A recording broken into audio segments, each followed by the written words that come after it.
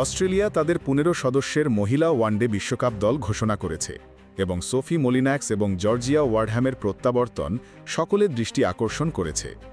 এই চ্যাম্পিয়ন দলকে আবার বিশ্বকাপ জিতবে? আসুন এই উত্তেজনাপূর্ণ আপডেটের সম্পূর্ণ খবর জেনে নিই। 5 সেপ্টেম্বর ক্রিকেট অস্ট্রেলিয়া ভারত এবং শ্রীলঙ্কায় অনুষ্ঠিত হতে যাওয়া মহিলা ওয়ানডে বিশ্বকাপের জন্য তাদের শক্তিশালী দল ঘোষণা করেছে।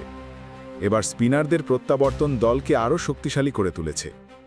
বাঁহাতি স্পিনার সোফি মলিনাক্স, যিনি গত বছর হাঁটুর অস্ত্রোপচারের পর থেকে মাঠের বাইরে ছিলেন, এখন পুনর্বাসনের মধ্য দিয়ে যাচ্ছেন। যদিও তিনি ভারতের বিপক্ষে প্রস্তুতি সিরিজে খেলতে নাও পারেন, ফিজিও কেট বিয়ারওয়ার্থ আত্মবিশ্বাস প্রকাশ করেছেন যে মলিনাক্স বিশ্বকাপের জন্য প্রস্তুত থাকবেন। তিনি বলেছেন, সোফির পুনরুদ্ধার দুর্দান্ত হয়েছে এবং আমরা আশা করি তিনি টুর্নামেন্টে স্প্ল্যাশ করবেন। অন্যদিকে লেগ স্পিনার জর্জিয়া ওয়ারহ্যামও কুচকির আঘাত থেকে সেরে ওঠার পর পূর্ণ প্রশিক্ষণ শুরু করেছেন, যা দ্য 100-এ তার অংশগ্রহণকে সংক্ষিপ্ত করে দিয়েছিল। দলটির নেতৃত্ব দেবেন অভিজ্ঞ অ্যালিসা হিলি, যিনি সম্প্রতি ইন্ডিয়া এর বিপক্ষে অপরাজিত 137 রান করে নিজের ফিটনেস প্রমাণ করেছেন। দলে রয়েছেন তাহালিয়া ম্যাকগ্রা, সহ অধিনায়ক Ashleigh Gardner, Ellyse Perry, Beth Mooney এবং মেগান শার্টের মতো অভিজ্ঞ মুখ, এবং ফোবি লিচফিল্ড, জর্জিয়া ওয়াল এবং কিম গার্থের মতো নতুন তারকারা।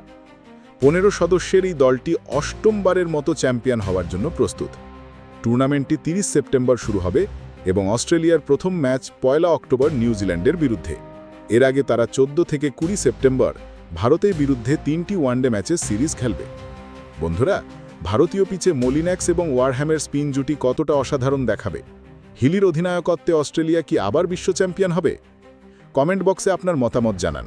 যদি আপনি এই আপডেটটি পছন্দ করেন, তাহলে ভিডিওটি লাইক এবং শেয়ার করতে ভুলবেন না।